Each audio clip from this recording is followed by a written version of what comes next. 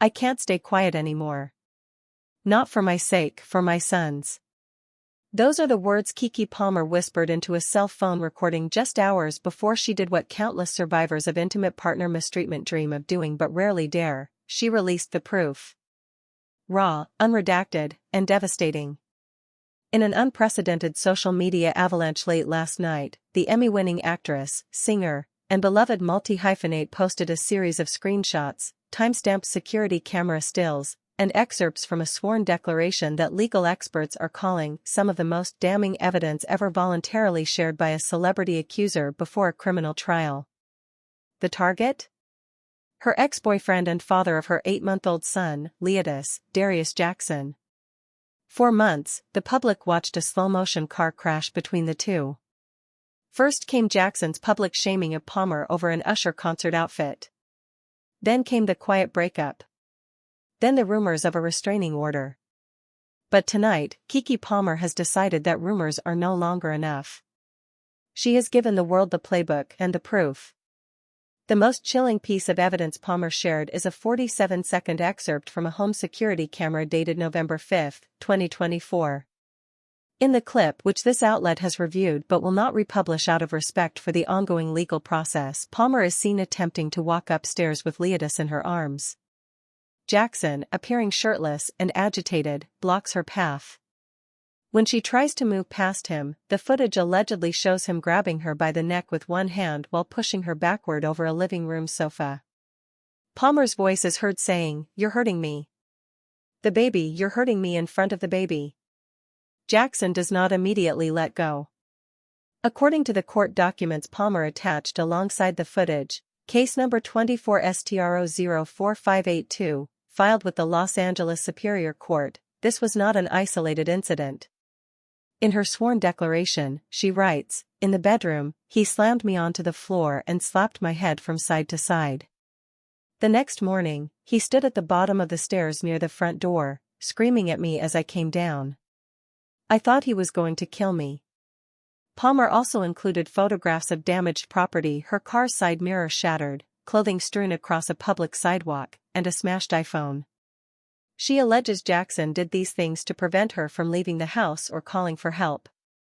Beyond physical violence, Palmer detailed a pattern of psychological coercion that clinical psychologist Dr. Marlene Harris, who reviewed the texts for this article, though not involved in the case, calls textbook coercive control. In screenshots of iMessage conversations, Jackson allegedly writes, "If you leave me, I'll put a bullet in my head and it'll be your fault." In another, "You're nothing without me. No one else will ever want a single mom with baggage."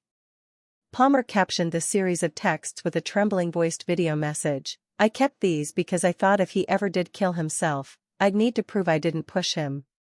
That's how twisted it got. I was protecting myself from blame for his death while he was still alive."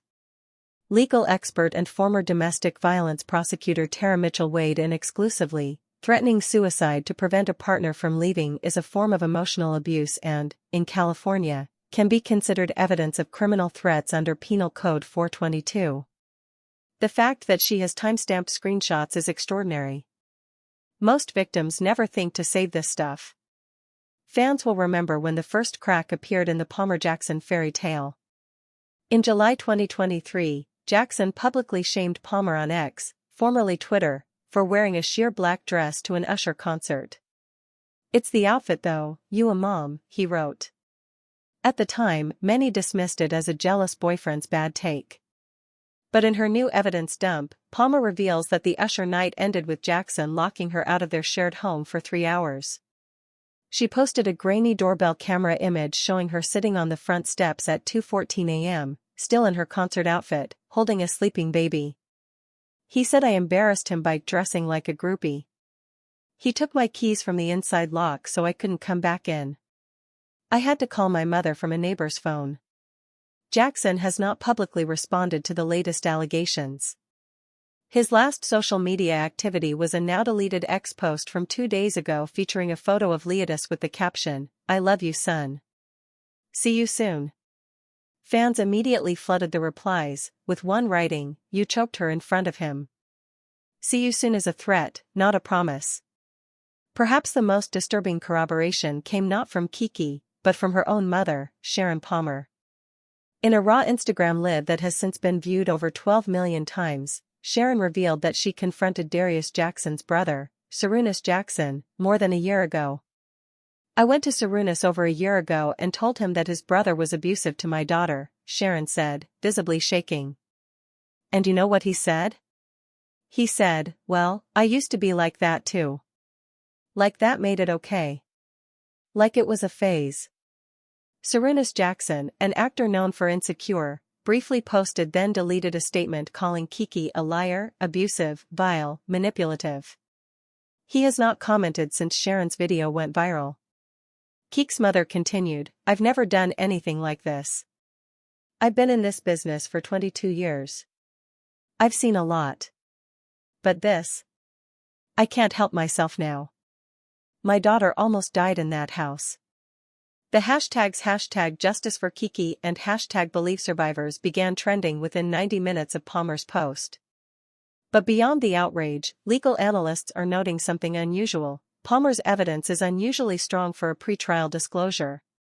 Most survivors are advised not to share evidence publicly because it could prejudice a jury or give the other side time to craft defenses, says Mitchell. But Keke either has an incredibly bold legal team or she's reached a point where she no longer cares about strategy, she cares about truth and safety.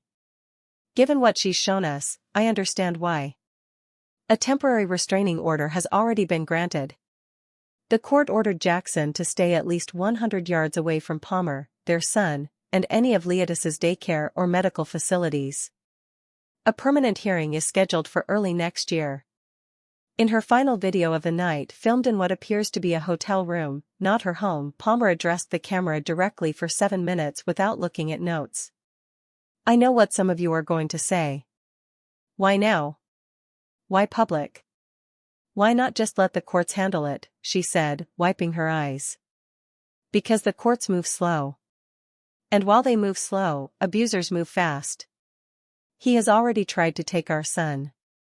He has already violated the temporary order twice. I have the police reports. I needed the world to see who he really is, because the world saw him as a good boyfriend and a loving dad. That man does not exist." She paused. "I'm not trying to send him to jail out of revenge. I'm trying to keep my son from growing up thinking it's okay to put your hands on someone you claim to love. And I'm trying to keep myself alive." As of press time, Jackson's whereabouts are unknown. His attorney, who has not been named publicly, did not respond to multiple requests for comment. Court records show he was served with the restraining order on November 28 but has not yet filed a response. One concerning detail: Palmer alleges that after the November 5 assault, Jackson took her phone and deleted the original security footage. She was only able to recover fragments through a cloud backup she had secretly enabled weeks earlier. "I felt crazy doing it," she wrote. "But something told me I'd need proof." As the entertainment world reels, several of Palmer's high-profile peers have spoken out. Issa Rae wrote simply, "I believe Keke. Period." Taraji P. Henson posted a broken heart emoji and the number for the National Domestic Violence Hotline. Janelle Monáe shared Palmer's video with the caption, "The strength in her voice. Protect Black women. Protect all survivors." But beyond celebrity solidarity, advocates are calling for structural change. The #MeToo movement largely focused on workplace sexual misconduct, but intimate partner violence remains underaddressed in Hollywood's accountability conversations. "We need a system where survivors don't have to release security footage on Instagram to be believed," says Erica Ford, CEO of Life Camp, a violence prevention organization. "Keke did what she had to do. Now the rest of us need to do what we should have done long ago, believe survivors the first time, not the 5th time." If you or someone you know is experiencing intimate partner mistreatment, call the National Domestic Violence Hotline at 800-799-7233 or text START to 88788. Resources are available 24/7, confidential, and free. Keke Palmer has requested full legal and physical custody of Leodis, supervised visitation for Jackson, if any, and a 3-year restraining order. A hearing is set for January 15, 2025. Until then, Palmer says she is staying in an undisclosed location with her son, her mother, and a security detail. She ended her final post with a sentence that has already been shared over 200,000 times. I am not a victim. I am a survivor who finally stopped being afraid of the evidence. The evidence was never the problem. The fear was. And I'm done being afraid. For now, the internet watches, the courts prepare, and one young mother holds her son a little tighter, hoping that this time, the world will listen before it's too late. If you found this article informative or supportive, please consider sharing it responsibly. Survivors of intimate partner violence often face skepticism. Believing them costs nothing. Not believing them can cost everything.